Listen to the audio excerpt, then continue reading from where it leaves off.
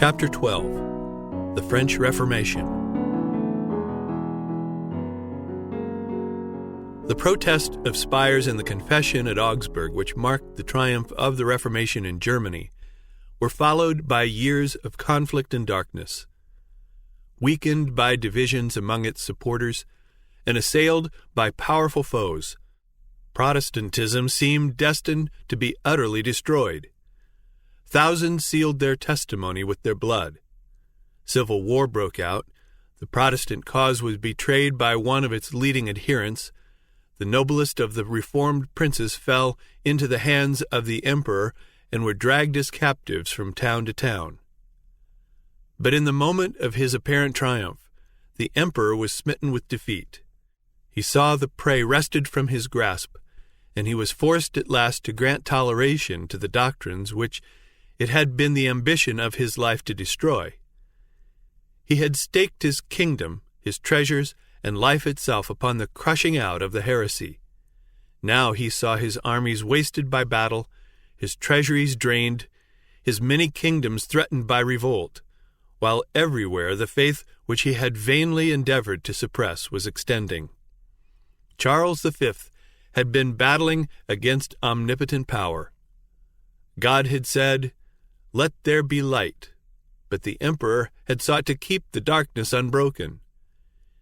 His purposes had failed, and in premature old age, worn out with the long struggle, he abdicated the throne and buried himself in a cloister. In Switzerland, as in Germany, there came dark days for the Reformation. While many cantons accepted the Reformed faith, others clung with blind persistence to the creed of Rome. Their persecution of those who desired to receive the truth finally gave rise to civil war.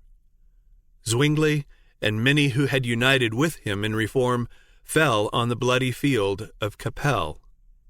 Oecolampadius, overcome by these terrible disasters, soon after died.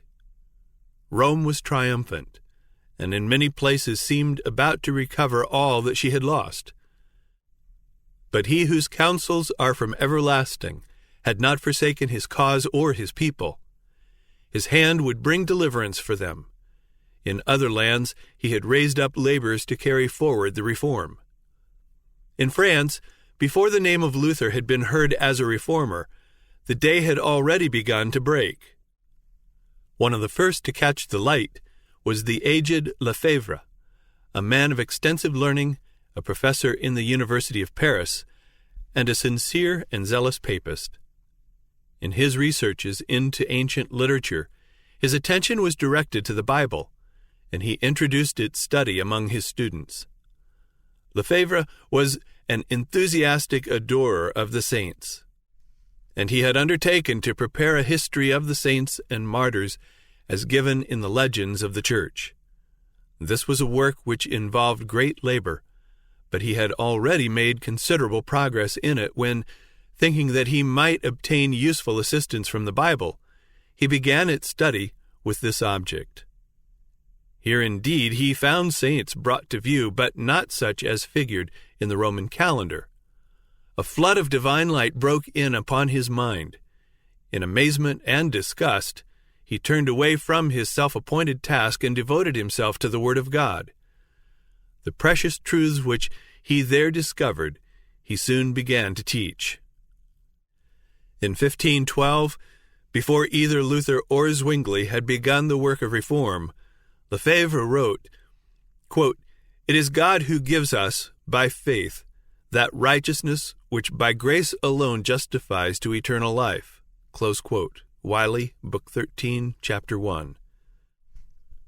Dwelling upon the mysteries of redemption, he exclaimed, quote, "Oh, the unspeakable greatness of that exchange! The sinless one is condemned, and he who is guilty goes free. The blessing bears the curse, and the cursed is brought into blessing. The life dies, and the dead live. The glory is overwhelmed in darkness, and he who knew nothing but confusion of faith is clothed with glory." Close quote. D'Aubigné, London edition, Book 12, Chapter 2. And while teaching that the glory of salvation belongs solely to God, he also declared that the duty of obedience belongs to man. Quote, "If thou art a member of Christ's church," he said, "thou art a member of his body. If thou art of his body, then thou art full of the divine nature." Oh, if men could but enter into the understanding of this privilege, how purely, chastely, and holily would they live, and how contemptible, when compared with the glory within them, that glory which the eye of flesh cannot see, would they deem all the glory of this world. Close quote. D'Aubigné, Book 12, Chapter 2. There were some among Lefebvre's students who listened eagerly to his words, and who, long after the teacher's voice should be silenced, were to continue to declare the truth. Such was William Farel, the son of pious parents and educated to accept with implicit faith the teachings of the Church. He might, with the Apostle Paul, have declared concerning himself, "After the most straitest sect of our religion I lived a Pharisee." Acts 26, verse 5. A devoted Romanist, he burned with zeal to destroy all who should dare to oppose the Church. Quote, "I would gnash my teeth like a furious wolf," he afterward said, referring to this period of his life, "when I heard anyone speaking against the Pope." Close quote. Wiley, Book 13, Chapter 2. He had been untiring in his adoration of the saints. In company with Lefebvre, making the round of the churches of Paris, worshipping at the altars, and adorning with gifts the holy shrines. But these observances could not bring peace of soul.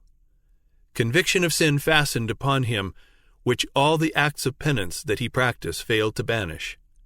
As to a voice from heaven, he listened to the Reformer's words, quote, "Salvation is of grace. The innocent one is condemned, and the criminal is acquitted. It is the cross of Christ alone that openeth the gates of heaven, and shutteth the gates of hell." Close quote. Wiley, Book 13, Chapter 2. Farel joyfully accepted the truth. By a conversation like that of Paul, he turned from the bondage of tradition to the liberty of the sons of God. Quote, "Instead of the murderous heart of a ravening wolf, he came back," he says, "quietly, like a meek and harmless lamb, having his heart entirely withdrawn from the Pope and given to Jesus Christ." Close quote. D'Aubigné, Book 12, Chapter 3.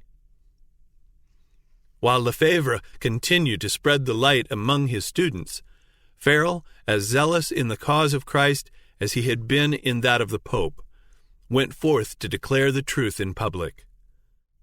A dignitary of the Church, the Bishop of Meaux, soon after united with them. Other teachers who ranked high for their ability and learning joined in proclaiming the gospel, and it won adherents among all classes, from the homes of artisans and peasants to the palace of the king. The sister of Francis I, then the reigning monarch, accepted the Reformed faith. The king himself and the queen mother appeared for a time to regard it with favor, and with high hopes the Reformers looked forward to the time when France should be won to the gospel. But their hopes were not to be realized. Trial and persecution awaited the disciples of Christ. This, however, was mercifully veiled from their eyes. A time of peace intervened, that they might gain strength to meet the tempest, and the Reformation made rapid progress. The Bishop of Meaux labored zealously in his own diocese to instruct both the clergy and the people. Ignorant and immoral priests were removed, and so far as possible replaced by men of learning and piety. The bishop greatly desired that his people might have access to the Word of God for themselves, and this was soon accomplished.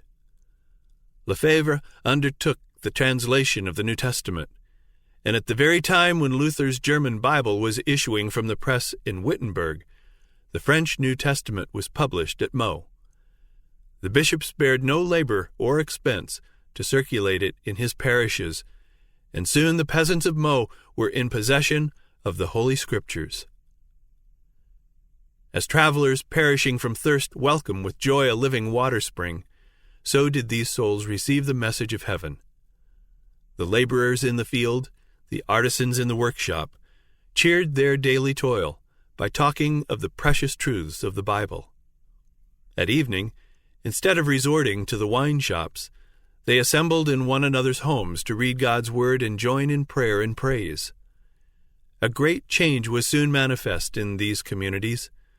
Though belonging to the humblest class, an unlearned and hard-working peasantry, the reforming, uplifting power of divine grace was seen in their lives. Humble, loving, and holy, they stood as witnesses to what the gospel will accomplish for those who receive it in sincerity. The light kindled at Meaux shed its beams afar. Every day the number of converts was increasing. The rage of the hierarchy was for a time held in check by the king, who despised the narrow bigotry of the monks, but the papal leaders finally prevailed. Now the stake was set up. The Bishop of Meaux, forced to choose between the fire and recantation, accepted the easier path. But notwithstanding the leader's fall, his flock remained steadfast. Many witnessed for the truth amid the flames. By their courage and fidelity at the stake, these humble Christians spoke to thousands who in days of peace had never heard their testimony. It was not alone the humble and the poor that amid suffering and scorn dared to bear witness for Christ. In the lordly halls of the castle and the palace, there were kingly souls by whom truth was valued above wealth or rank or even life. Kingly armor concealed a loftier and more steadfast spirit than did the bishop's robe and mitre. Louis de Berquin was of noble birth. A brave and courtly knight, he was devoted to study, polished in manners, and of blameless morals. He was, says a writer, a great follower of the papistical constitutions and a great hearer of masses and sermons, and he crowned all his other virtues by holding Lutheranism in special abhorrence. But like so many others, providentially guided to the Bible, he was amazed to find there, quote, not the doctrines of Rome, but the doctrines of Luther, close quote. Wiley, Book 13, Chapter 9. Henceforth he gave himself with entire devotion to the cause of the gospel. The most learned of the nobles of France, his genius and eloquence, his indomitable courage and heroic zeal, and his influence at court, for he was a favorite with the king, caused him to be regarded by many as one destined to be the reformer of his country. Said Beza, quote, Berquin would have been a second Luther, had he found in Francis I a second elector.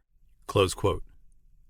Quote, he is worse than Luther, close quote, cried the papists. Wiley, Book 13, Chapter 9. More dreaded he was indeed by the Romanists of France. They thrust him into prison as a heretic, but he was set at liberty by the king. For years the struggle continued. Francis, wavering between Rome and the Reformation, alternately tolerated and restrained the fierce zeal of the monks. Berquin was 3 times imprisoned by the papal authorities, only to be released by the monarch who, in admiration of his genius and his nobility of character, refused to sacrifice him to the malice of the hierarchy. Berquin was repeatedly warned of the danger that threatened him in France, and urged to follow the steps of those who had found safety in voluntary exile. The timid and time-serving Erasmus, who with all the splendor of his scholarship failed of that moral greatness which holds life and honor subservient to truth, wrote to Berquin, quote, ask to be sent as ambassador to some foreign country. Go and travel in Germany. You know Beda and such as he. He is a 1,000-headed monster, darting venom on every side. Your enemies are named Legion. Were your cause better than that of Jesus Christ, they will not let you go till they have miserably destroyed you. Do not trust too much to the king's protection. At all events, do not compromise me with the faculty of theology. Close quote. Wiley, Book 13, Chapter 9. But as dangers thickened, Berquin's zeal only waxed the stronger. So far from adopting the politic and self-serving counsel of Erasmus, he determined upon still bolder measures. He would not only stand in defense of the truth, but he would attack error. The charge of heresy which the Romanists were seeking to fasten upon him, he would rivet upon them. The most active and bitter of his opponents were the learned doctors and monks of the theological department in the great University of Paris, one of the highest ecclesiastical authorities both in the city and the nation. From the writings of these doctors, Berquin drew 12 propositions which he publicly declared to be opposed to the Bible and heretical, and he appealed to the king to act as judge in the controversy. The monarch, not loath to bring into contrast the power and acuteness of the opposing champions, and glad of an opportunity of humbling the pride of these haughty monks, bade the Romanists defend their cause by the Bible. This weapon they well knew would avail them little. Imprisonment, torture, and the stake were arms which they better understood how to wield. Now the tables were turned, and they saw themselves about to fall into the pit into which they had hoped to plunge Berquin. In amazement they looked about them for some way of escape. Just at that time, an image of the Virgin at the corner of one of the streets was mutilated. There was great excitement in the city. Crowds of people flocked to the place with expressions of mourning and indignation. The king also was deeply moved. Here was an advantage which the monks could turn to good account, and they were quick to improve it. Quote, "These are the fruits of the doctrines of Berquin," they cried. "All is about to be overthrown, religion, the laws, the throne itself, by this Lutheran conspiracy." Close quote. Wiley, Book 13, Chapter 9. Again, Berquin was apprehended. The king withdrew from Paris, and the monks were thus left free to work their will. The reformer was tried and condemned to die, and lest Francis should even yet interpose to save him, the sentence was executed on the very day it was pronounced. At noon, Berquin was conducted to the place of death. An immense throng gathered to witness the event, and there were many who saw with astonishment and misgiving that the victim had been chosen from the best and bravest of the noble families of France. Amazement, indignation, scorn, and bitter hatred darkened the faces of that surging crowd, but upon one face no shadow rested. The martyr's thoughts were far from that scene of tumult. He was conscious only of the presence of his Lord. The wretched tumbrel upon which he rode, the frowning faces of his persecutors, the dreadful death to which he was going, these he heeded not. He who liveth and was dead, and is alive for evermore, and hath the keys of death and of hell, was beside him. Berquin's countenance was radiant with the light and peace of heaven.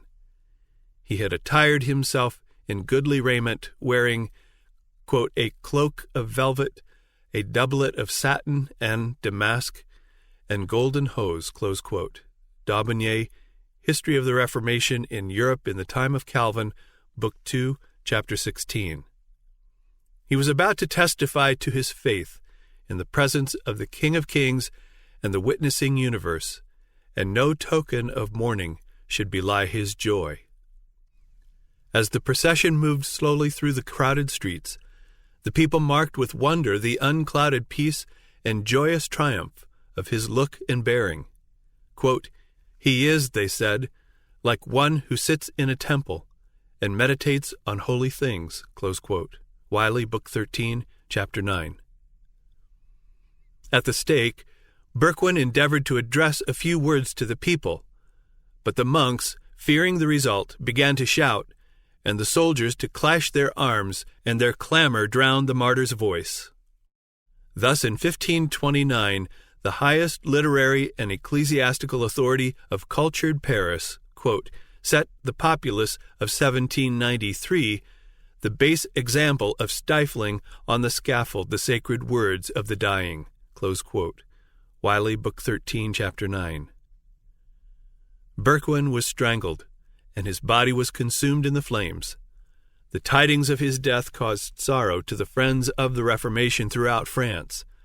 But his example was not lost. Quote, "We too are ready," said the witnesses for the truth, "to meet death cheerfully, setting our eyes on the life that is to come." Close quote. D'Aubigné, History of the Reformation in Europe in the Time of Calvin, Book 2, Chapter 16. During the persecution of Meaux, the teachers of the Reformed faith were deprived of their license to preach, and they departed to other fields. Lefebvre, after a time, made his way to Germany.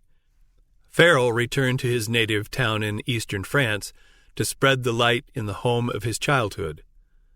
Already tidings had been received of what was going on at Meaux, and the truth, which he taught with fearless zeal, found listeners. Soon the authorities were roused to silence him, and he was banished from the city. Though he could no longer labor publicly, he traversed the plains and villages, teaching in private dwellings and in secluded meadows, and finding shelter in the forests and among the rocky caverns which had been his haunts in boyhood. God was preparing him for greater trials. Quote, "The crosses, persecutions, and machinations of Satan, of which I was forewarned, have not been wanting," he said. "They are even much severer than I could have borne of myself. But God is my Father. He has provided and always will provide me the strength which I require." Close quote. D'Aubigné, History of the Reformation of the 16th Century, Book 12, Chapter 9. As in apostolic days, persecution had fallen out rather unto the furtherance of the gospel. Philippians 1, verse 12. Driven from Paris and Meaux, they that were scattered abroad went everywhere preaching the word. Acts 8, verse 4. And thus the light found its way into many of the remote provinces of France. God was still preparing workers to extend his cause. In one of the schools of Paris was a thoughtful, quiet youth already giving evidence of a powerful and penetrating mind, and no less marked for the blamelessness of his life than for intellectual ardor and religious devotion. His genius and application soon made him the pride of the college, and it was confidently anticipated that John Calvin would become one of the ablest and most honored defenders of the Church. But a ray of divine light penetrated even within the walls of scholasticism and superstition by which Calvin was enclosed. He heard of the new doctrines with a shudder, nothing doubting that the heretics deserved the fire to which they were given. Yet all unwittingly, he was brought face to face with the heresy and forced to test the power of Romish theology to combat the Protestant teaching. A cousin of Calvin's, who had joined the Reformers, was in Paris. The two kinsmen often met and discussed together the matters that were disturbing Christendom. Quote, "There are but two religions in the world," said Olivetan, the Protestant. "The one class of religions are those which men have invented, in all of which man saves himself by ceremonies and good works. The other is that one religion which is revealed in the Bible, and which teaches man to look for salvation solely from the free grace of God." "I will have none of your new doctrines," exclaimed Calvin. "Think you that I have lived in error all my days?" Close quote. Wiley, Book 13, Chapter 7. But thoughts had been awakened in his mind which he could not banish at will. Alone in his chamber he pondered upon his cousin's words. Conviction of sin fastened upon him. He saw himself without an intercessor, in the presence of a holy and just judge. The mediation of saints, good works, the ceremonies of the Church, all were powerless to atone for sin. He could see before him nothing but the blackness of eternal despair. In vain the doctors of the Church endeavored to relieve his woe. Confession, penance, were resorted to in vain. They could not reconcile the soul with God. While still engaged in these fruitless struggles, Calvin, chancing one day to visit one of the public squares, witnessed there the burning of a heretic. He was filled with wonder at the expression of peace which rested upon the martyr's countenance. Amid the tortures of that dreadful death, and under the more terrible condemnation of the Church, he manifested a faith and courage which the young student painfully contrasted with his own despair and darkness, while living in strictest obedience to the Church. Upon the Bible he knew the heretics rested their faith. He determined to study it and discover, if he could, the secret of their joy. In the Bible he found Christ. Quote, "O Father," he cried, "his sacrifice has appeased thy wrath. His blood has washed away my impurities. His cross has borne my curse. His death has atoned for me. We had devised for ourselves many useless follies, but thou hast placed thy word before me like a torch, and thou hast touched my heart in order that I may hold in abomination all other merits save those of Jesus." Close quote. Martin, Volume 3, Chapter 13. Calvin had been educated for the priesthood. When only 12 years of age, he had been appointed to the chaplaincy of a small church, and his head had been shorn by the bishop in accordance with the canon of the church.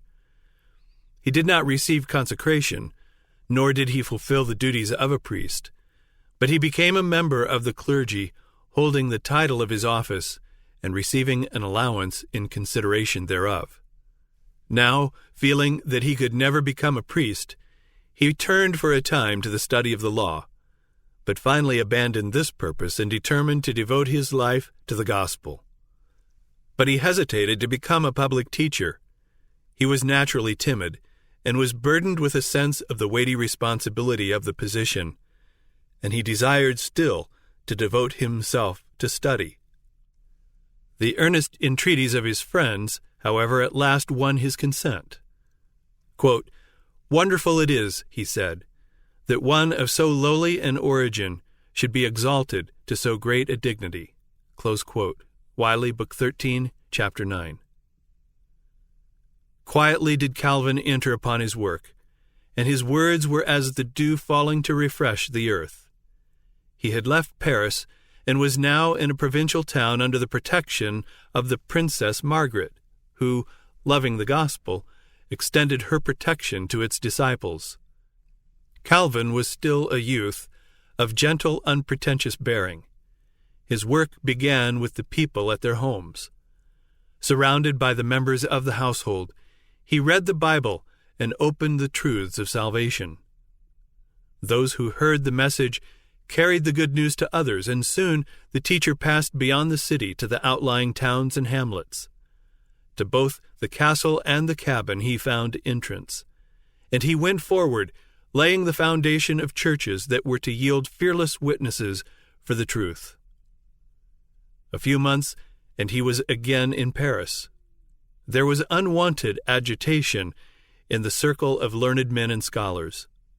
The study of the ancient languages had led men to the Bible, and many whose hearts were untouched by its truths were eagerly discussing them and even giving battle to the champions of Romanism. Calvin, though an able combatant in the fields of theological controversy, had a higher mission to accomplish than that of these noisy schoolmen. The minds of men were stirred, and now was the time to open to them the truth.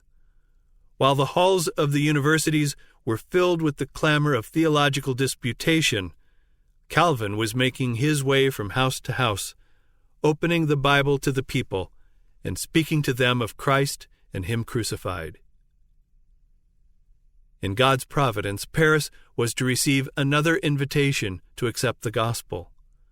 The call of Lefebvre and Farel had been rejected, but again the message was to be heard by all classes in that great capital. The king, influenced by political considerations, had not yet fully sided with Rome against the Reformation. Margaret still clung to the hope that Protestantism was to triumph in France. She resolved that the Reformed faith should be preached in Paris. During the absence of the king, she ordered a Protestant minister to preach in the churches of the city. This being forbidden by the papal dignitaries, the princess threw open the palace. An apartment was fitted up as a chapel, and it was announced that every day at a specified hour a sermon would be preached, and the people of every rank and station were invited to attend. Crowds flocked to the service. Not only the chapel, but the antechambers and halls were thronged. Thousands every day assembled, nobles, statesmen, lawyers, merchants, and artisans. The king, instead of forbidding the assemblies, ordered that 2 of the churches of Paris should be opened. Never before had the city been so moved by the word of God. The spirit of life from heaven seemed to be breathed upon the people. Temperance, purity, order, and industry were taking the place of drunkenness, licentiousness, strife, and idleness. But the hierarchy were not idle. The king still refused to interfere to stop the preaching, and they turned to the populace. No means were spared to excite the fears, the prejudices, and the fanaticism of the ignorant and superstitious multitude. Yielding blindly to her false teachers, Paris, like Jerusalem of old, knew not the time of her visitation, nor the things which belonged unto her peace. For 2 years the word of God was preached in the capital, but while there were many who accepted the gospel, the majority of the people rejected it. Francis had made a show of toleration merely to serve his own purposes, and the papists succeeded in regaining the ascendancy. Again, the churches were closed, and the stake was set up. Calvin was still in Paris, preparing himself by study, meditation, and prayer for his future labors, and continuing to spread the light. At last, however, suspicion fastened upon him. The authorities determined to bring him to the flames. Regarding himself as secure in his seclusion, he had no thought of danger when friends came hurrying to his room with the news that officers were on their way to arrest him. At that instant, a loud knocking was heard at the outer entrance. There was not a moment to be lost. Some of his friends detained the officers at the door, while others assisted the reformer to let himself down from a window, and he rapidly made his way to the outskirts of the city. Finding shelter in the cottage of a laborer who was a friend to the reform, he disguised himself in the garments of his host, and shouldering a hoe, started on his journey. Traveling southward, he again found refuge in the dominions of Margaret. In parentheses it says, see D'Aubigné, History of the Reformation in Europe in the Time of Calvin, Book 2, Chapter 30. Here for a few months he remained safe under the protection of powerful friends and engaged as before in study. But his heart was set upon the evangelization of France, and he could not long remain inactive. As soon as the storm had somewhat abated, he sought a new field of labor in Poitou, where was a university and where already the new opinions had found favor. Persons of all classes gladly listened to the gospel. There was no public preaching, but in the home of the chief magistrate, in his own lodgings, and sometimes in a public garden, Calvin opened the words of eternal life to those who desired to listen. After a time, as the number of hearers increased, it was thought safer to assemble outside the city. A cave in the side of a deep and narrow gorge, where trees and overhanging rocks made the seclusion still more complete, was chosen as the place of meeting. Little companies, leaving the city by different routes, found their way hither. In this retired spot the Bible was read aloud and explained. Here the Lord's Supper was celebrated for the first time by the Protestants of France. From this little church, several faithful evangelists were sent out. Once more Calvin returned to Paris. He could not even yet relinquish the hope that France, as a nation, would accept the Reformation. But he found almost every door of labor closed. To teach the gospel was to take the direct road to the stake, and he at last determined to depart to Germany. Scarcely had he left France when a storm burst over the Protestants that, had he remained, must surely have involved him in the general ruin. The French reformers, eager to see their country keeping pace with Germany and Switzerland, determined to strike a bold blow against the superstitions of Rome that should arouse the whole nation. Accordingly, placards attacking the Mass were in one night posted all over France. Instead of advancing the reform, this zealous but ill-judged movement brought ruin, not only upon its propagators, but upon the friends of the Reformed faith throughout France. It gave the Romanists what they had long desired, a pretext for demanding the utter destruction of the heretics as agitators dangerous to the stability of the throne and the peace of the nation. By some secret hand, whether of indiscreet friend or wily foe was never known, one of the placards was attached to the door of the king's private chamber.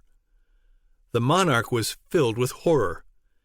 In this paper, superstitions that had received the veneration of ages were attacked with an unsparing hand, and the unexampled boldness of obtruding these plain and startling utterances into the royal presence aroused the wrath of the king.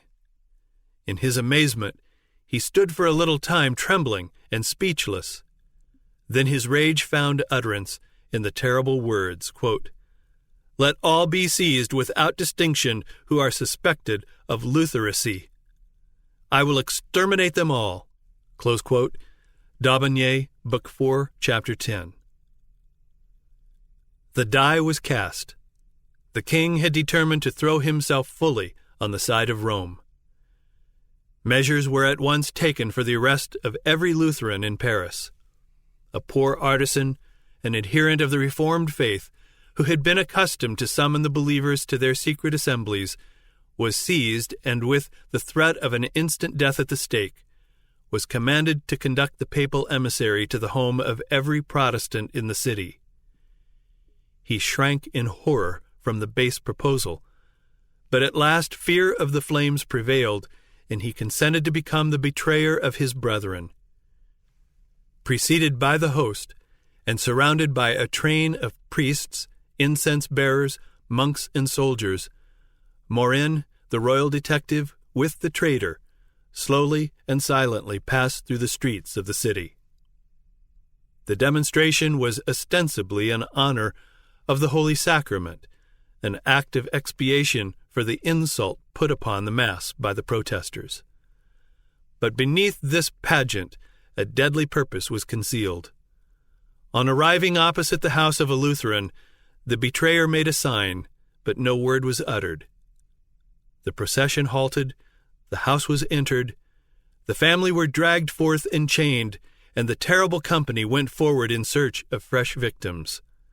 They, quote, spared no house, great or small, not even the colleges of the University of Paris.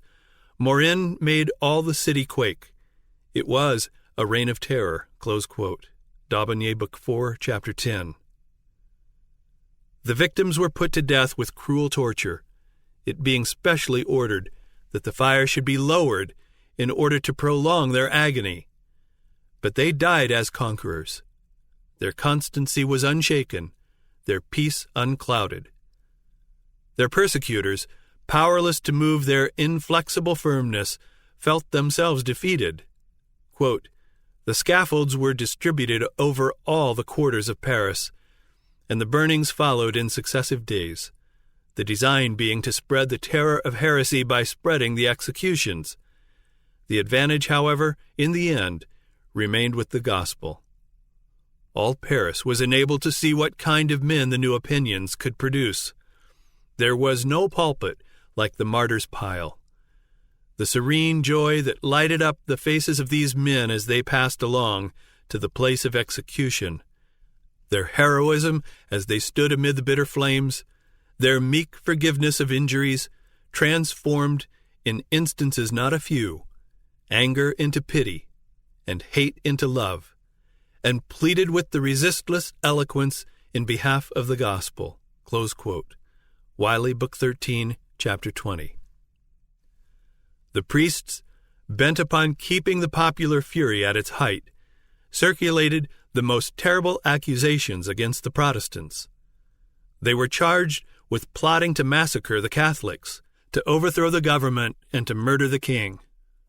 Not a shadow of evidence could be produced in support of the allegations. Yet these prophecies of evil were to have a fulfillment.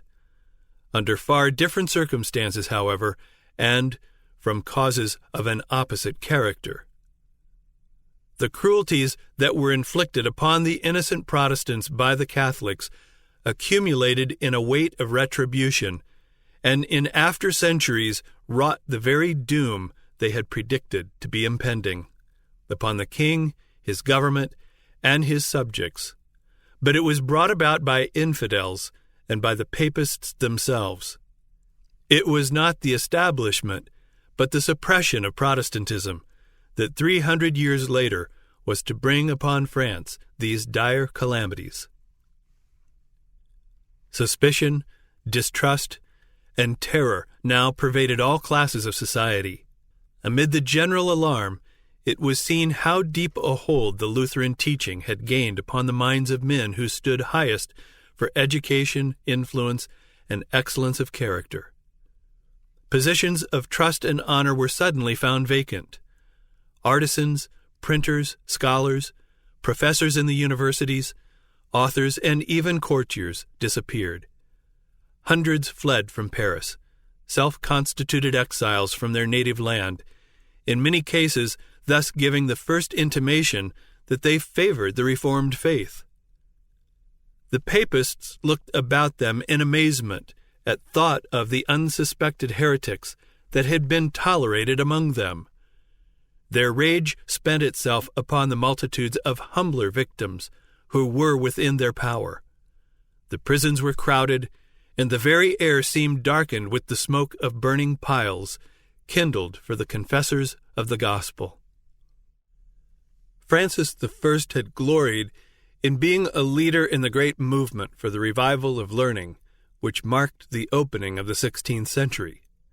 He had delighted to gather at his court men of letters from every country. To his love of learning and his contempt for the ignorance and superstition of the monks was due, in part at least, the degree of toleration that had been granted to the reform. But, inspired with zeal to stamp out heresy, this patron of learning issued an edict declaring printing abolished all over France. Francis I presents one among the many examples on record showing that intellectual culture is not a safeguard against religious intolerance and persecution. France, by a solemn and public ceremony, was to commit herself fully to the destruction of Protestantism. The priests demanded that the affront offered to high heaven in the condemnation of the Mass be expiated in blood, and that the king, in behalf of his people, publicly give his sanction to the dreadful work. The 21st of January 1535 was fixed upon for the awful ceremonial. The superstitious fears and bigoted hatred of the whole nation had been roused. Paris was thronged with the multitudes that from all the surrounding country crowded her streets. The day was to be ushered in by a vast and imposing procession. The houses along the line of march were hung with mourning drapery, and altars rose at intervals. Before every door was a lighted torch in honor of the Holy Sacrament. Before daybreak, the procession formed at the palace of the king. First came the banners and crosses of the several parishes.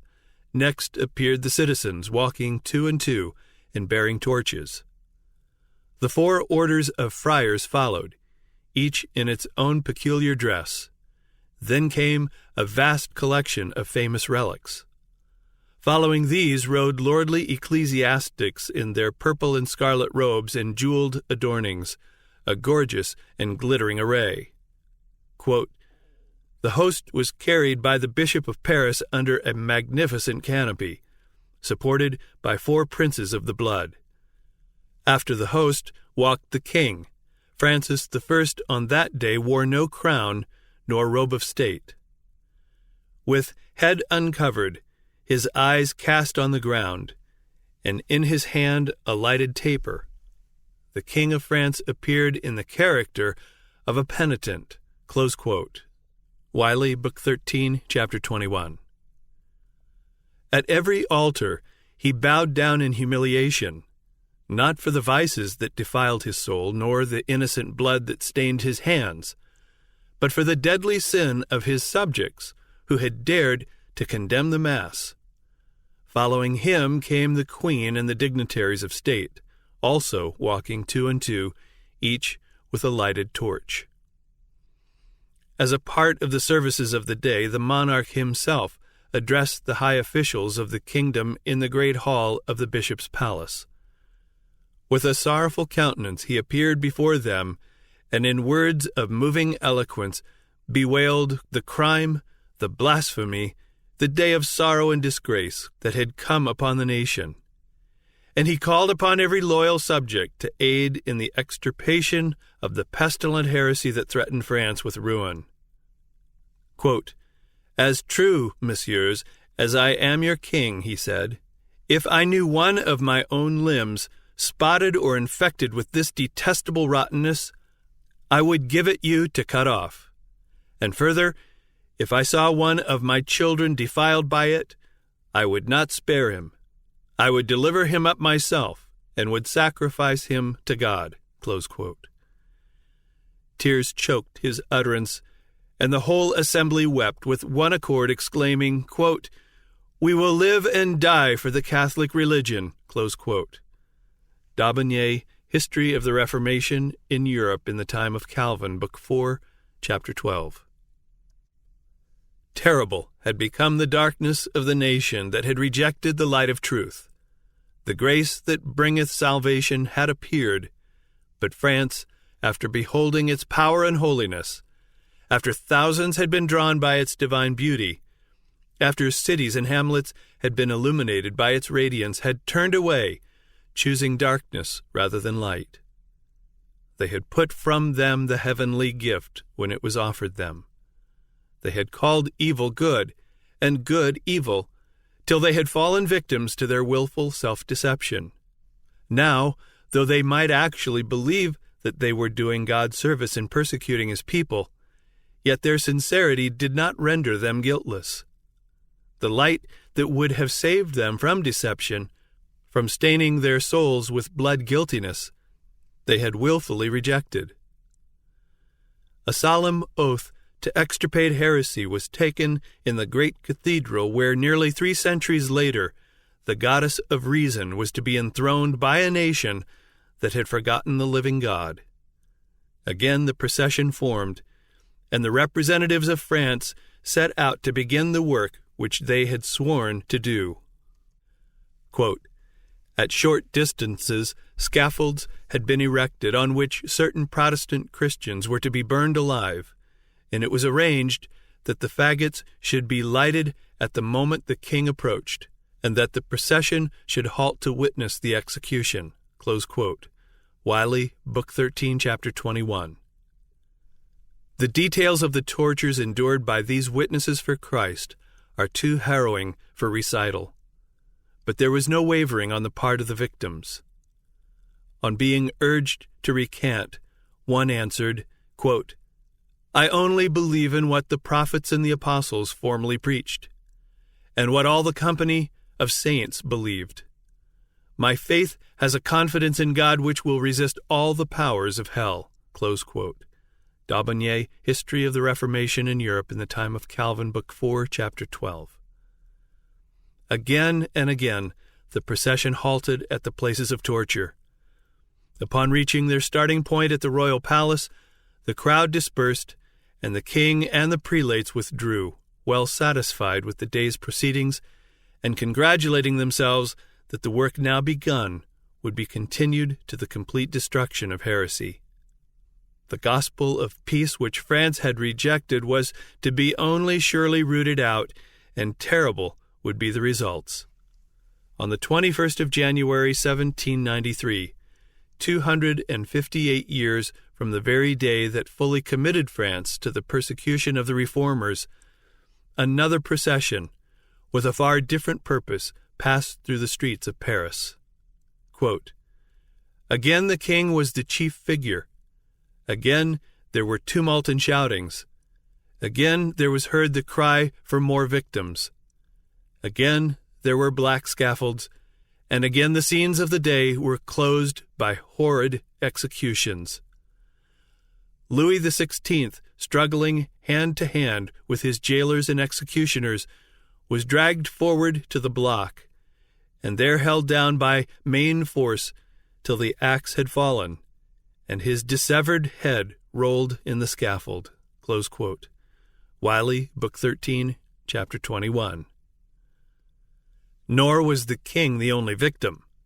Near the same spot, 2,800 human beings perished by the guillotine during the bloody days of the Reign of Terror. The Reformation had presented to the world an open Bible, unsealing the precepts of the law of God and urging its claims upon the consciences of the people. Infinite love had unfolded to men the statutes and principles of heaven. God had said, "Keep therefore and do them, for this is your wisdom and your understanding in the sight of the nations, which shall hear all these statutes and say, Surely this great nation is a wise and understanding people." Deuteronomy 4, verse 6. When France rejected the gift of heaven, she sowed the seeds of anarchy and ruin, and the inevitable outworking of cause and effect resulted in the Revolution and the Reign of Terror. Long before the persecution excited by the placards, the bold and ardent Farel had been forced to flee from the land of his birth. He repaired to Switzerland, and by his labors, seconding the work of Zwingli, he helped to turn the scale in favor of the Reformation. His later years were to be spent here, yet he continued to exert a decided influence upon the reform in France. During the first years of his exile, his efforts were especially directed to spreading the gospel in his native country. He spent considerable time in preaching among his countrymen near the frontier, where with tireless vigilance he watched the conflict and aided by his words of encouragement and counsel. With the assistance of other exiles, the writings of the German reformers were translated into the French language, and together with the French Bible were printed in large quantities. By colporteurs, these works were sold extensively in France.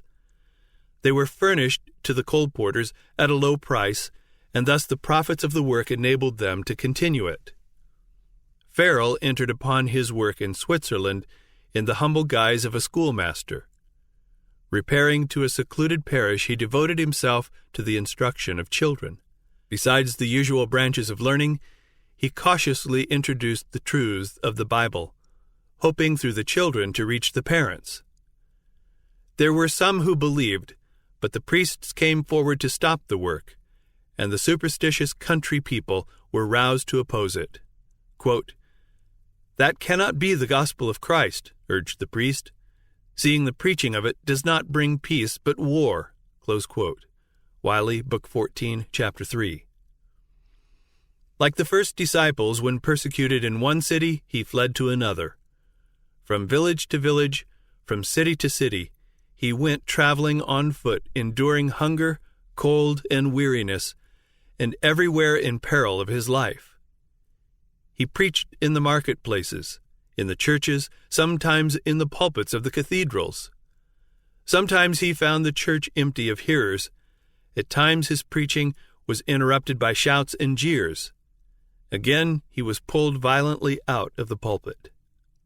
More than once he was set upon by the rabble and beaten almost to death. Yet he pressed forward. Though often repulsed, with unwearying persistence he returned to the attack, and one after another he saw towns and cities which had been strongholds of popery opening their gates to the gospel. The little parish where he had first labored, soon accepted the Reformed faith. The cities of Morat and Neuchâtel also renounced the Romish rites and removed the idolatrous images from their churches. Farel had long desired to plant the Protestant standard in Geneva. If this city could be won, it would be a center for the Reformation in France, in Switzerland, and in Italy. With this object before him, he had continued his labors until many of the surrounding towns and hamlets had been gained. Then, with a single companion, he entered Geneva. But only 2 sermons was he permitted to preach. The priests, having vainly endeavored to secure his condemnation by the civil authorities, summoned him before an ecclesiastical council, to which they came with arms concealed under their robes, determined to take his life. Outside the hall, a furious mob with clubs and swords was gathered to make sure of his death if he should succeed in escaping the council. The presence of magistrates and an armed force, however, saved him. Early next morning, he was conducted with his companion across the lake to a place of safety. Thus ended his first effort to evangelize Geneva. For the next trial, a lowlier instrument was chosen, a young man so humble in appearance that he was coldly treated even by the professed friends of the Reform. But what could such a one do where Farel had been rejected? How could one of little courage and experience withstand the tempest before which the strongest and bravest had been forced to flee? Not by might, nor by power, but by my Spirit, saith the Lord. Zechariah 4, verse 6. God hath chosen the weak things of the world to confound the things which are mighty, because the foolishness of God is wiser than men, and the weakness of God is stronger than men. 1 Corinthians 1, verses 27 and 25. Froment began his work as a schoolmaster. The truths which he taught the children at school they repeated at their homes. Soon the parents came to hear the Bible explained until the schoolroom was filled with attentive listeners. New Testaments and tracts were freely distributed, and they reached many who dared not come openly to listen to the new doctrines. After a time, this laborer also was forced to flee, but the truths he taught had taken hold upon the minds of the people. The Reformation had been planted, and it continued to strengthen and extend. The preachers returned, and through their labors, the Protestant worship was finally established in Geneva. The city had already declared for the Reformation when Calvin, after various wanderings and vicissitudes, entered its gates. Returning from a last visit to his birthplace, he was on his way to Basel when, finding the direct road occupied by the armies of Charles V, he was forced to take the circuitous route by Geneva. In this visit, Farel recognized the hand of God. Though Geneva had accepted the Reformed faith, yet a great work remained to be accomplished here. It is not as communities, but as individuals that men are converted to God. The work of regeneration must be wrought in the heart and conscience by the power of the Holy Spirit, not by the decrees of councils. While the people of Geneva had cast off the authority of Rome, they were not so ready to renounce the vices that had flourished under her rule. To establish here the pure principles of the gospel and to prepare this people to fill worthily the position to which Providence seemed calling them, were not light tasks. Farel was confident that he had found in Calvin one whom he could unite with himself in this work. In the name of God, he solemnly adjured the young evangelist to remain and labor here. Calvin drew back in alarm. Timid and peace-loving, he shrank from contact with the bold, independent, and even violent spirit of the Genevese. The feebleness of his health, together with his studious habits, led him to seek retirement.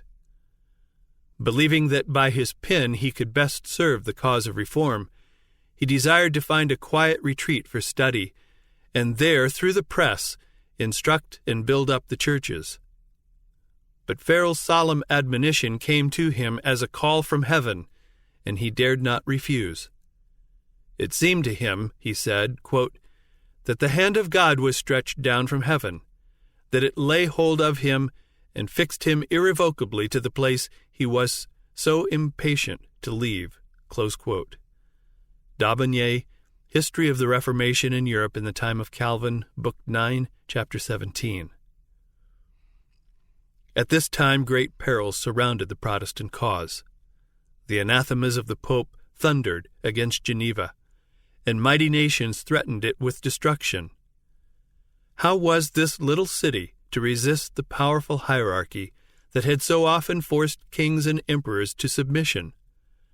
How could it stand against the armies of the world's great conquerors? Throughout Christendom, Protestantism was menaced by formidable foes. The first triumphs of the Reformation past, Rome summoned new forces, hoping to accomplish its destruction. At this time, the order of the Jesuits was created, the most cruel, unscrupulous, and powerful of all the champions of popery. Cut off from earthly ties and human interests, dead to the claims of natural affection, reason and conscience wholly silenced, they knew no rule, no tie, but that of their order, and no duty but to extend its power.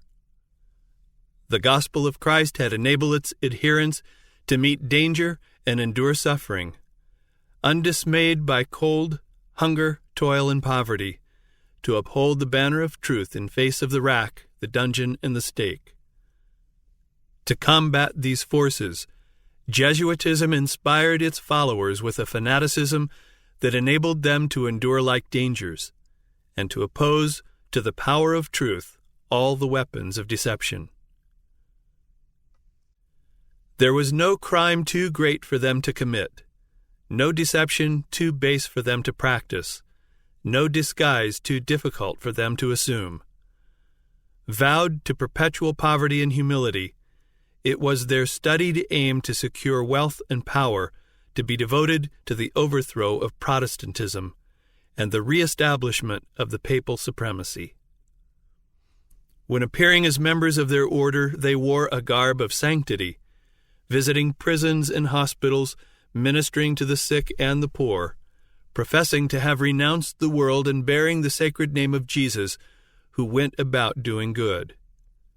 But under this blameless exterior, the most criminal and deadly purposes were often concealed. It was a fundamental principle of the order that the end justifies the means.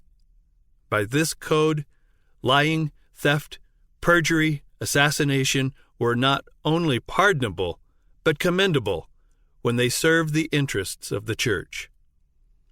Under various disguises, the Jesuits worked their way into offices of state, climbing up to be the counselors of kings and shaping the policy of nations. They became servants to act as spies upon their masters. They established colleges for the sons of princes and nobles, and schools for the common people, and the children of Protestant parents were drawn into an observance of popish rites. All the outward pomp and display of the Romish worship was brought to bear to confuse the mind and dazzle and captivate the imagination, and thus the liberty for which the fathers had toiled and bled was betrayed by the sons. The Jesuits rapidly spread themselves over Europe, and wherever they went, there followed a revival of popery. To give them greater power, a bull was issued re-establishing the Inquisition.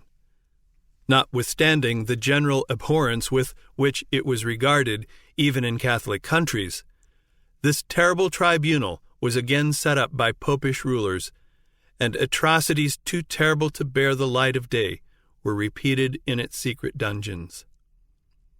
In many countries, thousands upon thousands of the very flower of the nation, the purest and noblest, the most intellectual and highly educated, pious and devoted pastors, industrious and patriotic citizens, brilliant scholars, talented artists, skillful artisans, were slain or forced to flee to other lands. Such were the means which Rome had invoked to quench the light of the Reformation, to withdraw from men the Bible, and to restore the ignorance and superstition of the Dark Ages. But under God's blessing and the labors of those noble men whom he had raised up to succeed Luther, Protestantism was not overthrown. Not to the favor or arms of princes was it to owe its strength. The smallest countries, the humblest and least powerful nations, became its strongholds. It was little Geneva in the midst of mighty foes plotting her destruction. It was Holland on her sandbanks by the northern sea, wrestling against the tyranny of Spain, then the greatest and most opulent of kingdoms. It was bleak, sterile Sweden that gained victories for the Reformation. For nearly 30 years Calvin labored at Geneva, first to establish there a church adhering to the morality of the Bible, and then for the advancement of the Reformation throughout Europe. His course as a public leader was not faultless, nor were his doctrines free from error. But he was instrumental in promulgating truths that were of special importance in his time, in maintaining the principles of Protestantism against the fast-returning tide of popery, and in promoting in the Reformed churches simplicity and purity of life in place of the pride and corruption fostered under the Romish teaching. From Geneva, publications and teachers went out to spread the Reformed doctrines. To this point, the persecuted of all lands looked for instruction, counsel, and encouragement. The city of Calvin became a refuge for the hunted reformers of all Western Europe. Fleeing from the awful tempests that continued for centuries, the fugitives came to the gates of Geneva. Starving, wounded, bereft of home and kindred, they were warmly welcomed and tenderly cared for, and finding a home here, they blessed the city of their adoption by their skill, their learning, and their piety. Many who sought here a refuge returned to their own countries to resist the tyranny of Rome. John Knox, the brave Scotch reformer, not a few of the English Puritans, the Protestants of Holland and of Spain, and the Huguenots of France carried from Geneva the torch of truth to lighten the darkness of their native lands.